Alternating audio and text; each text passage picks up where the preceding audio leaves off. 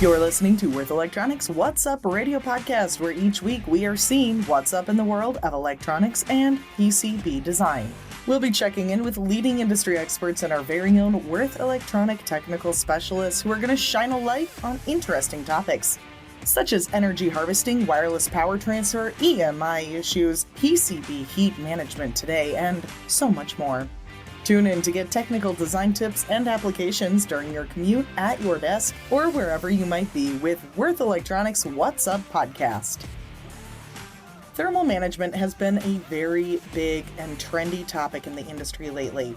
Now, when we're talking about designing and arranging electronics in this industry, doing something effortlessly is almost unheard of, since there are so many details that need to be taken into consideration. Well, today we're combining the topic of decreasing the temperature on your PCB and doing so effortlessly. And this podcast will guide you through the art of designing traces based on two key IPC standards, while applying them through concrete examples and tests. We'll do so by altering temperature rise with the same traces, same connectors, and current, but with different configurations.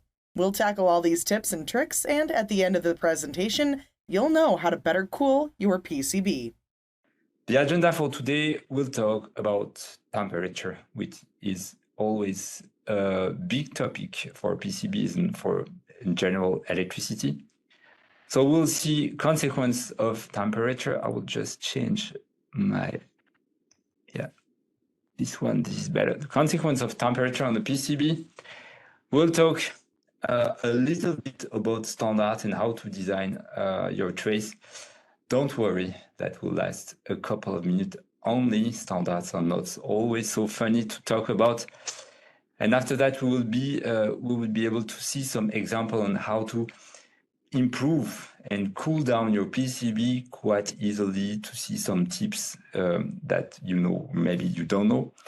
And we'll see if it's possible also to cool down the LEDs on the PCB. So now, consequence of high temperature. First, a little bit of vocabulary. Connector for power is, let's say, could be just considered as a resistor, such as a trace. That's, of course, different for data traces, but we are talking about power. So this is a resistor with an ambient temperature T. This is usually given in degrees Celsius.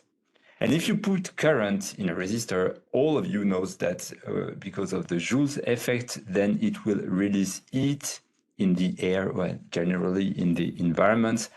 And so the temperature will increase. That's called temperature rise, and we call that usually delta T, and that's mainly given in Kelvin instead of degrees Celsius, just to make a difference between delta T, temperature rise, and ambient temperature.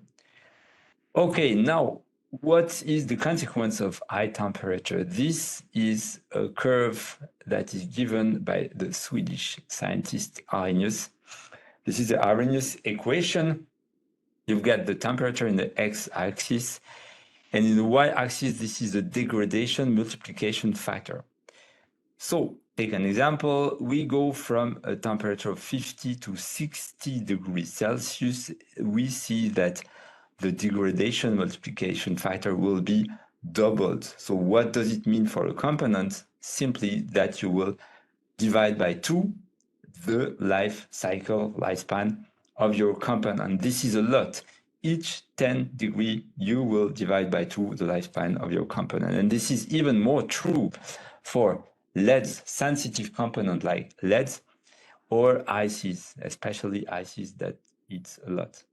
This would be really a problem for high frequency traces, because we will not go into detail, but this must be precise dimensions. And if you change a little bit the dimension, then you will have an impedance mismatch that will create trouble in your signal integrity. Another concrete example is the thermal expansion. Here you've got the thermal expansion of copper, which is 16.5 micrometer per meter per Kelvin.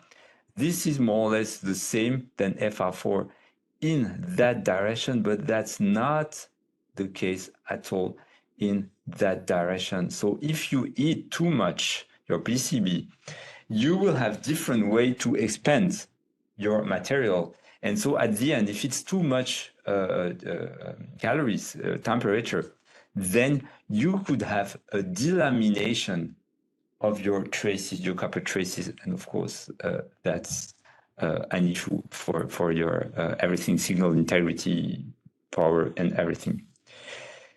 Now we will talk about a little bit standards. So don't run. It will last 4 or 5 minutes only.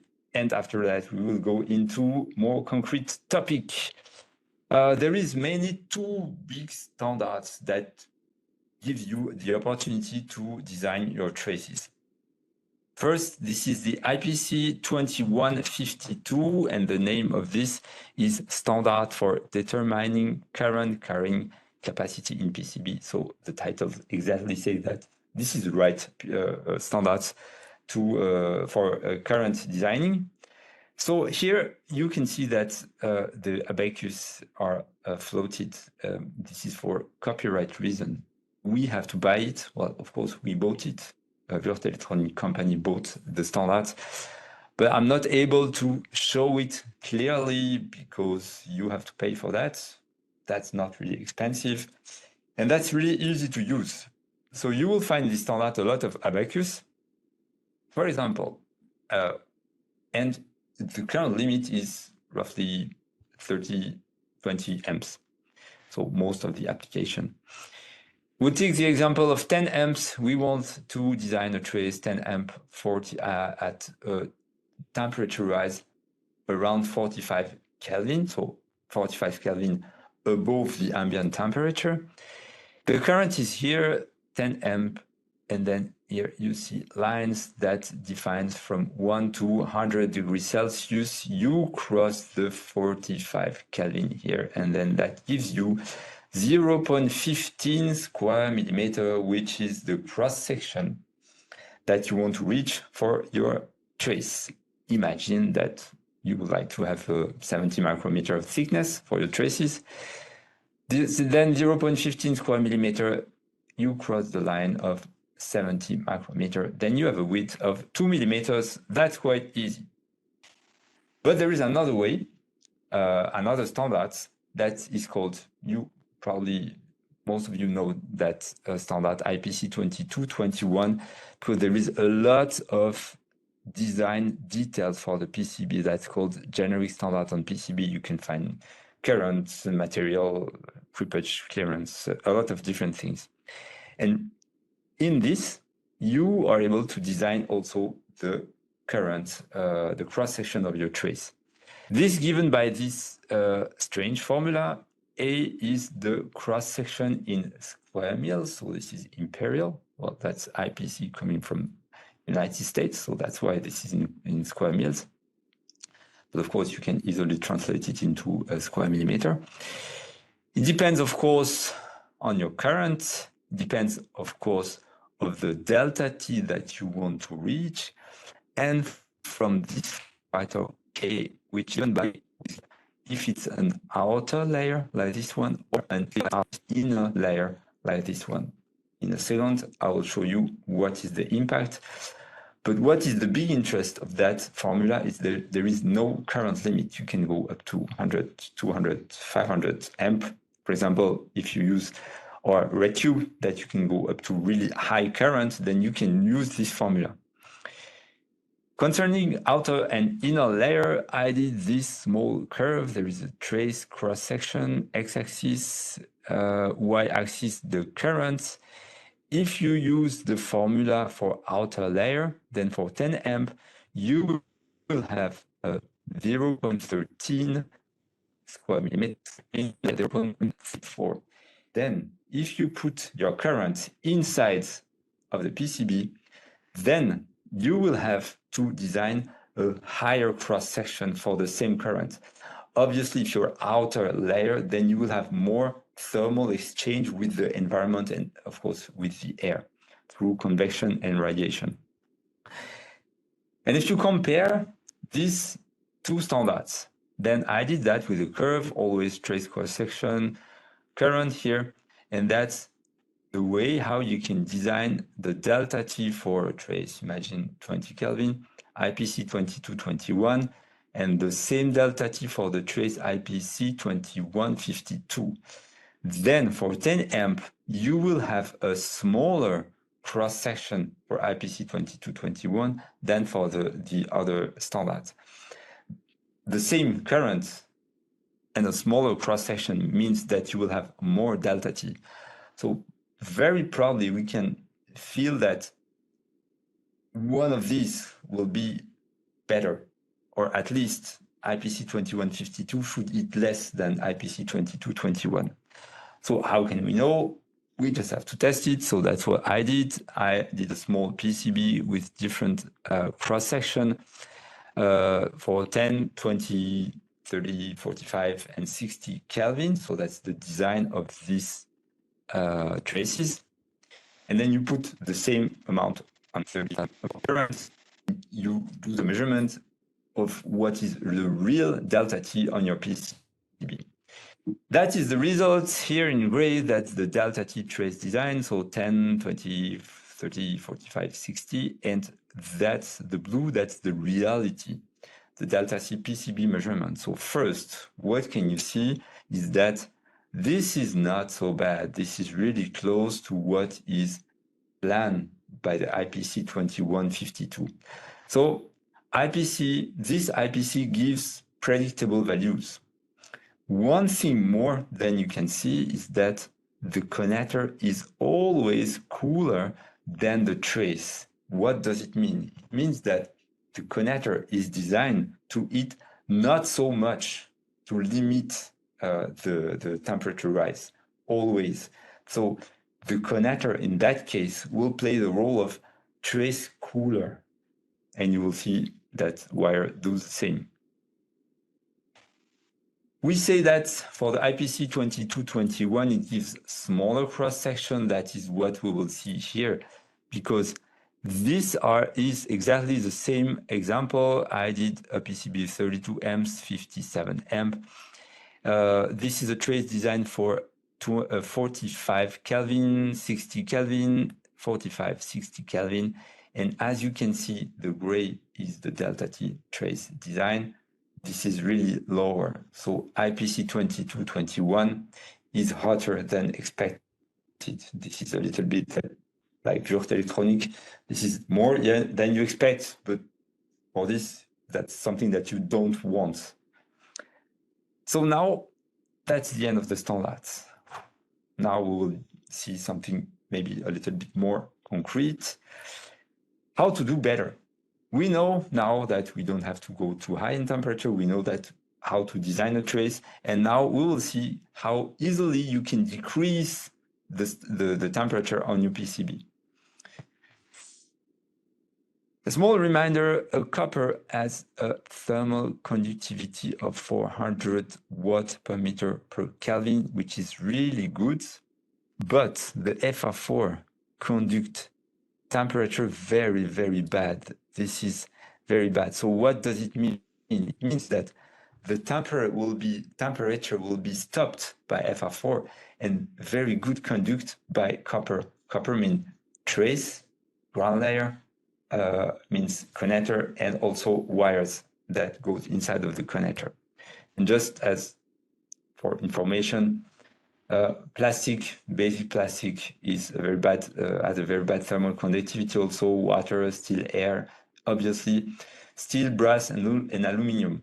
As you can see, thermal conductivity works a little bit the same way as electrical conductivity. Well, the more you conduct electricity, the more you will conduct.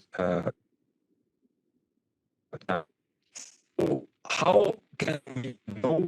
How can we make sure that the tips are working? So I did a small PCB like this one. This is always the same terminal, always the same. Well, apart from this one, which are SMT, but we will not talk about that today. This is too short, 30 minutes. They are all in series, so the wires are always 16 AWG. This is designed for 10 amp. The trays are all designed for 10 10 amp, exactly the same way with IPC 2152. And the widths, the cross-section are always the same. For example, this one has a width of 2 millimeter, this one 1 millimeter, but you've got 1 other millimeter on the bottom layer, okay? And the length of the wire is around 15 centimeter. Now I have a small video. Have to go back to.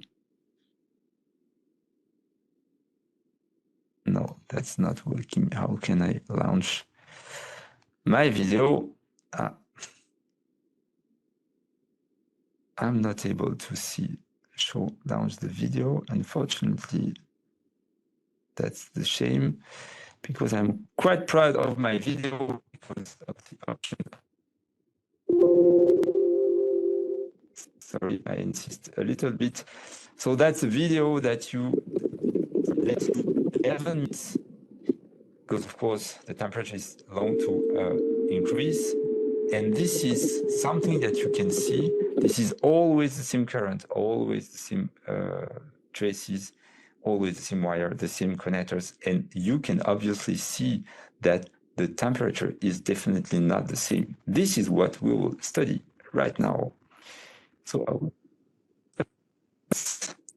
come back to trace delta T of Kelvin. In the reality, that's 13 in the reality. And Kelvin, so that's confirmed that the IPC 2152 gives predictable values. Okay, but now we have two traces. And of course, if you put two traces close together, then that's the same if you put two radiators in the same room, then you will heat more.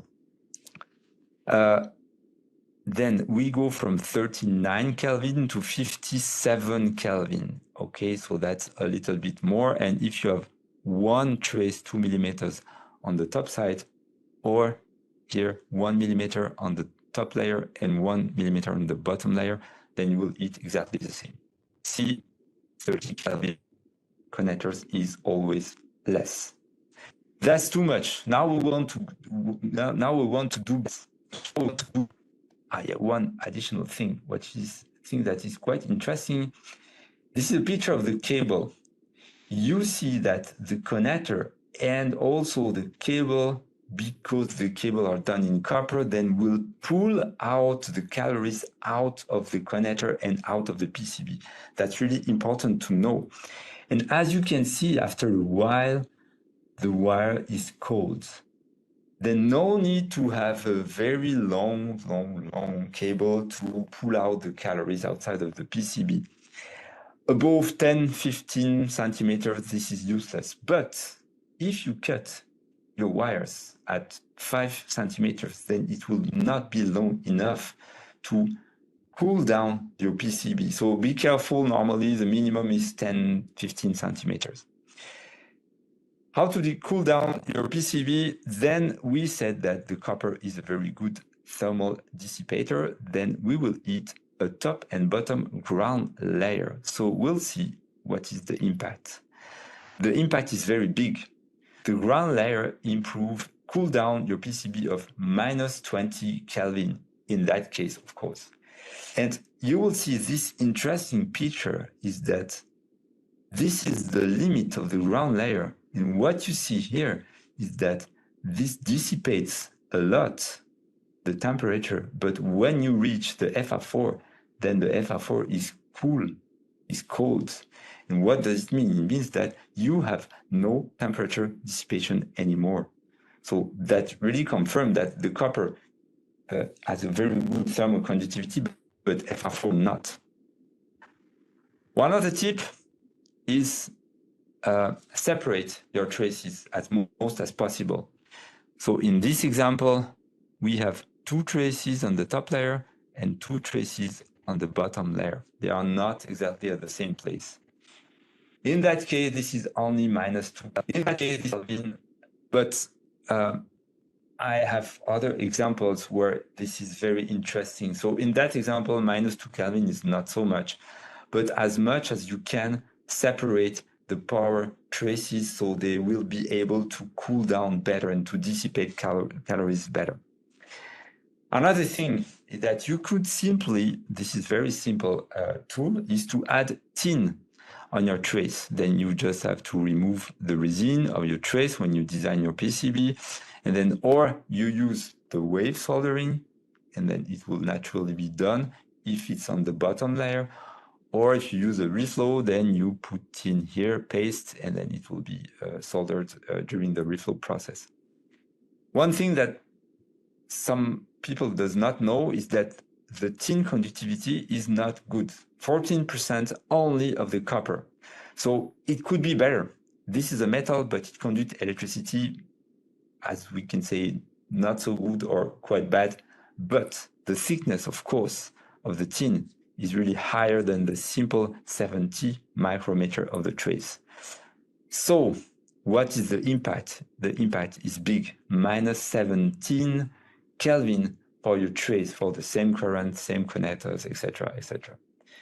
Just watch the time. Yeah, so we are on time. So another tip is increase the ground layer. Of course, I said that with the FR4, thermal dissipation stops. So why do not increase the ground layer?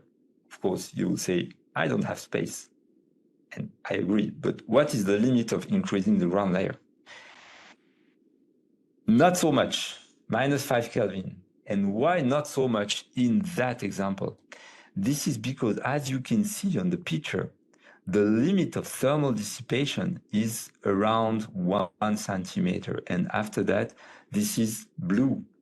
Blue means cold, means that you have no thermal dissipation anymore. So no use to have a PCB of 1 kilometer long. It will be useless. But the bigger is the ground layer, the best it is, always. But there is one way to increase the thermal dissipation with a big ground layer or with a metal box around. This is thermal management interface that we have in our catalog, and in that case, this is a graphite sheet. If you remember, I said that the copper thermal conductivity is 400 watt per meter per Kelvin. This is very good, but graphite sheet is 1,800. This is really, really higher. So it will take the temperature and spread it in all directions. So it will increase the effect of the copper ground layer. The impact is huge also, minus 10 Kelvin if you use thermal management interface.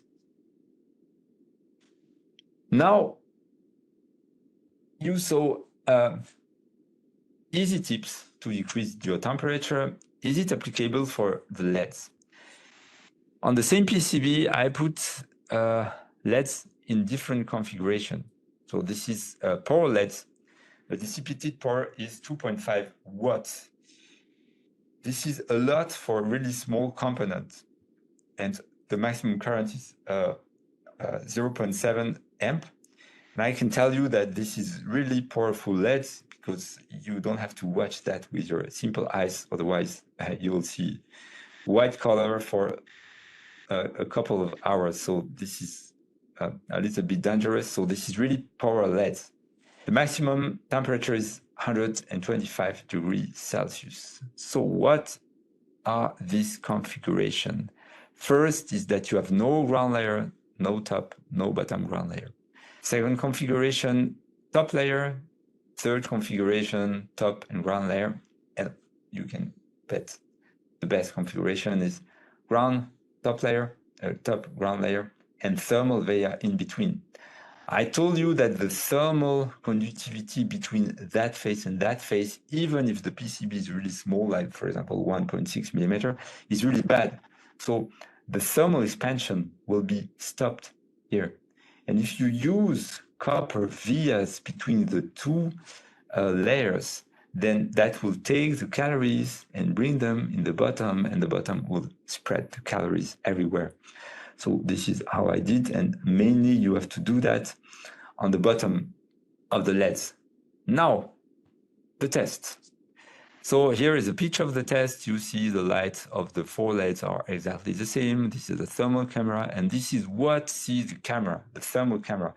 This is an infrared camera that has no link with the wavelength of this LED. So what you see with the thermal camera is unique, has no influence with the brightness of the LEDs. As you can see, with only 0.3 amp, that's the maximum is 0.7, then you reach a very big temperature, 109 degrees Celsius, and the 3 others are, let's say, quite cold. At 0.4, the LED passed. I mean, this really passed because I did it and poof, I saw a big brightness, and that was all. So you can not even use at half power and it blow up. Now we want to use at full power or LEDs, so 0.7 amp. This one with the top copper layer, ground layer, went up to 95 degrees, 2 ground layers, 85, and of course the best one is 33 degrees Celsius only. So we are going from something that we are not able to see because this is too high and it destroyed completely the LED, to something that is acceptable, 73 amp. And remember that each time that you decrease the temperature of 10 degrees Celsius, then you double the lifespan of your component, especially that's true for a LED. Now you understood what happens on this video, and you know what means this picture also. So, conclusion. Here we learned that 10 degrees Celsius lower, double the lifespan. Of course, if possible, oversize your traces, that's always the best, but sometimes you don't have space enough to do it. IPC 2152 design fits better to the reality than IPC 2221. I don't know how you're doing your traces usually, but IPC 2221 is usable for high current. Easy tips to decrease temperature that we saw today: add maximum ground layer, use thermal vias if possible, misalign power traces or separate them, use trace tint if it's possible for you. We didn't saw a test on that, but vertical, if you are able to put PCB on vertical position, that's always better because of the air movement. It will create a natural air movement that will cool down also your PCB on a horizontal way. Well, you don't have a 50 degree of difference, but that's always better in a vertical way. And of course, if you have a problem, that's really easy to use thermal management. Well, we have a lot of products in the catalog, but well, that's not really the topic to explain all of our products on thermal management today, but that will be another topic in another time. Last slide. Temperature is really easy to understand. Okay, we know if we touch something that is hot, then we remove the end. Everybody knows that. If you see a temperature picture with a thermal camera, red is hot, gray is not hot, or blue is not hot. Okay, this is really easy to understand. But this is very complicated in the reality and very hard to guess before what will be your temperature in the real life. So, or you simulate it with ANSYS, with something like that, or you should do a prototype. If you have a doubt, you should do a prototype to check if the temperature is really what you think. To download the slides from today's presentation, simply click the link in the description or visit Worth Electronic Video Center at www.we-online.com/webinars. While there, you can also check out the entire lineup of heat management components available at www.we-online.com. We understand that some videos and images are not available on all streaming networks, so to replay the entire podcast with video, simply visit our website at www.we-online.com/podcast or check out the Worth Electronic YouTube page.